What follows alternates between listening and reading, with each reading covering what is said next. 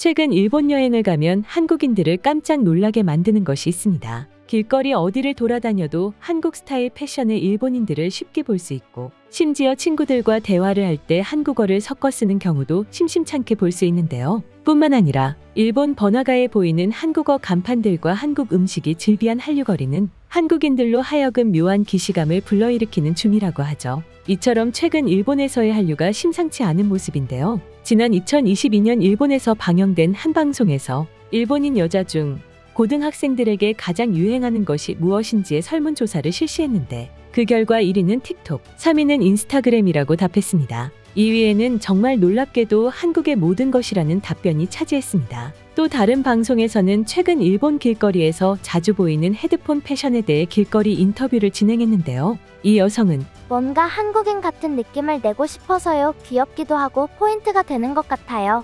라고 답했죠. 실제로 최근 일본에서 큰 인기를 끌고 있는 르세라핌, 아이브, 뉴진스 등과 같은 4세대 아이돌들이 헤드폰 패션을 자주 보여주다 보니 이를 따라한 것으로 보이는데요. 이 두 방송 장면 모두 최근 일본 내에서 뜨겁게 불고 있는 한류 열풍을 보여주는 장면이었죠. 2021년 이후 일본 소셜미디어에 강코쿠포라고 해서 한국스러움이라는 해시태그가 크게 유행했습니다. 오죽하면 팬데믹이 한창이던 때 한국 여행이 너무 하고 싶지만 올 수 없던 일본인들 사이에서는 도한놀이라는 것이 큰 인기를 끌었습니다. 도한놀이란 말 그대로 호텔에 머물면서 한국 과자나 음료, 음식 등을 먹으면서 마치 한국 여행을 하는 느낌을 내는 것을 말합니다. 이렇듯 일본 내에서 한국 문화가 급속도로 퍼진 이유에는 OTT를 통해 한국의 드라마나 영화, 애니메이션 등을 접하는 일본인들이 많아졌고, 이때 일본 대중들 사이에서 한류가 깊숙이 파고들면서 4차 한류를 폭발시켰다는 분석입니다. 포브스 재팬을 비롯한 일본 현지의 여러 언론 및 매체에서도 4차 한류라는 용어를 쓰면서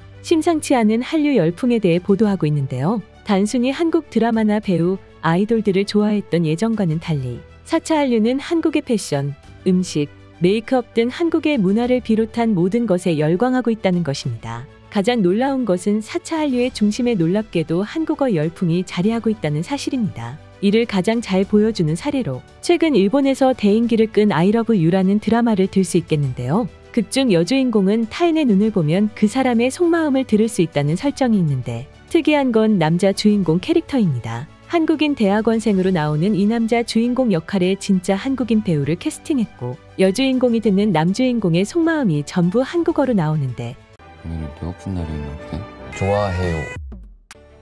이 한국어 대사에 일어 자막을 넣지 않았습니다. 그래서 한국어를 모르면 대사를 아예 이해할 수 없는데요. 보통 이런 경우 내용이 이해되지 않아 시청률이 떨어질 수 있지만, 일본인들은 한국어를 직접 해석해가며 재방송을 몇 번씩이고 돌려본다고 합니다. 특히 무뚝뚝하고 표현을 잘하지 않는 기존 일본 드라마 속 남주인공과 달리 자신의 마음을 거침없이 표현하는 강아지 같은 매력의 남주인공은 일본 여성 시청자들의 마음을 사로잡아 더욱 폭발적인 반응을 모으는 중이라고 합니다. 심지어 이 드라마가 끝나고도 열풍이 식지 않자 도쿄의 가장 번화가인 시부야구에 해당 드라마를 테마로 한 카페가 생겨났고, 급기야 한국어를 배우기 시작한 일본인이 급증했다고 하는데요. 일본 매체 마이도나 뉴스는 이 드라마에 나오는 대사가 궁금해서 한국어를 배우는 시청자가 늘고 있다 라고 전하기도 했습니다. 사실 일본 내에서 한국어 열풍을 실감할 수 있는 게 바로 일본 청소년들이라 할 수 있는데요. 이들은 한국어와 일본어를 섞어 쓰는 이른바 한본어를 구사하는 것이 일상이라고 합니다.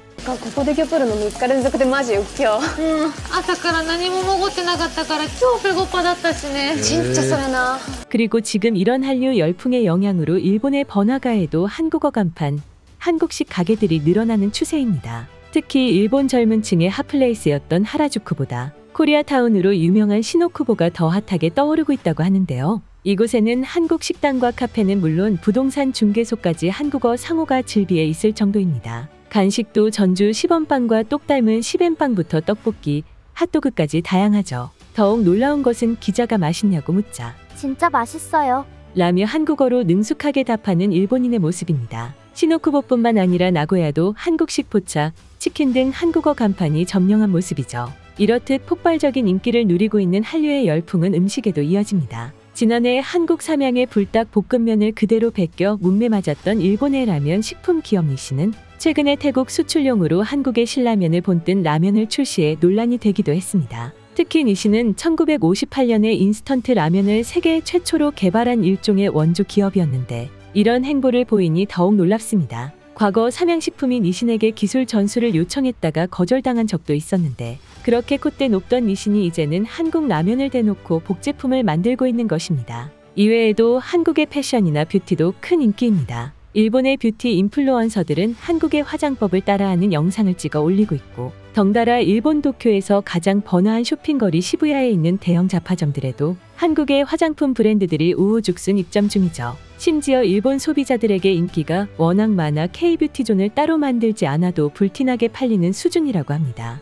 패션도 국내 MZ세대에게 인기가 높은 한국 디자이너 브랜드 매장에 줄을 서서 사갈 정도로 큰 인기를 얻고 있다는 소식이죠. 한때는 혐한 논란까지 번졌던 일본에서 한국의 인기가 이렇게나 높아진 것이 새삼 놀랍고도 신기하게 느껴지는데요. 한국이 이제는 일본을 넘어 많은 세계로 영향력을 넓혀가고 있다는 사실이 확실하게 와닿는 요즘입니다. 앞으로도 한류가 더욱 급부상하여 한국의 문화가 전 세계에 좋은 귀감이 되기를 바랍니다.